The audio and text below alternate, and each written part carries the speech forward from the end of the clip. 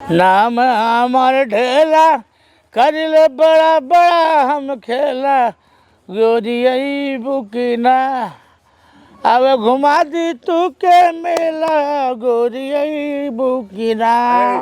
ढेला काहे ऐसे काहे बैठल बड़ा? हमरा तो शंका हो गइल है कि कहीं दूसरे काम में बैठल बड़ा का? ना है मत भैया गोरते रहली सुना बड़ा सुंदर गाना गावत रहली सा।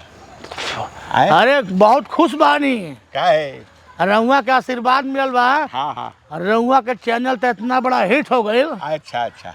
रउआ हमरो चैनल बनवा दहली। अरे ई बतिया तो लोग से हम बता देते अरे हाँ तो बताई दो जा। देखी हम फेंकू प्रणाम फेंकू बाबा आई ढेला बाबा ढेला बाबा आ देखी मनोरंजन के खजाना कहाँ बा? ढेला बाबा कॉमेडी शो पर यूट्यूब पर जाए आ सब्सक्राइब करब। ढेला बाबा तो हमार नाम रहे। हाँ चैनल का नाम रही सीपी भट्ट कॉमेडी शो। तो भैया हाँ जोन वीडियो आप देखल जाला हाँ तो ढेला बाबा और फेकू बाबा की जोड़ी फिर आपके एक हाँ। नया चैनल पे एकदम सीपी भट्ट कॉमेडी शो पे दिखाई दी। हाँ। आनंद मोहन हाँ। और सीपी भट्ट की जोड़ी। हाँ। तो आप सभी लोगों से हाथ जोड़ के प्रार्थना बा निवेदन बा हाँ। विनम्र अनुरोध बा। हाँ। हे भैया गोड़ छुकनी हो रहा बा। कब आई? कब जल्दी आई।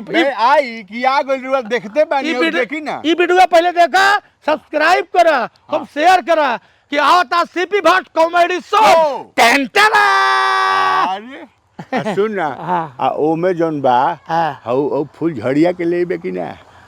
कुलहिन के लाई हैं? एक से बढ़कर एक टॉप क्लास टॉप क्लास के बूढ़ो एकदम टॉप फूल क्लास के रही बूढ़ो टॉप क्लास के रही। हाँ, बुढ़वा तो बढ़ले बा हाँ? वही में रही। सब्सक्राइब कर दे हनी। हनु हाँ टनाटन करा करा करा हमारा बुआल मचा दा सीपी भट्ट कॉमेडी शो के। सीपी भट्ट कॉमेडी शो हाँ। सब्सक्राइब करी आशीर्वाद दी महाराजा खूब ये हंस पेज पे भी चली हमारे यूट्यूब चैनल पे भी चली हाँ। हमारा बुआल मचा दा। बचा दो। हर हर महादेव।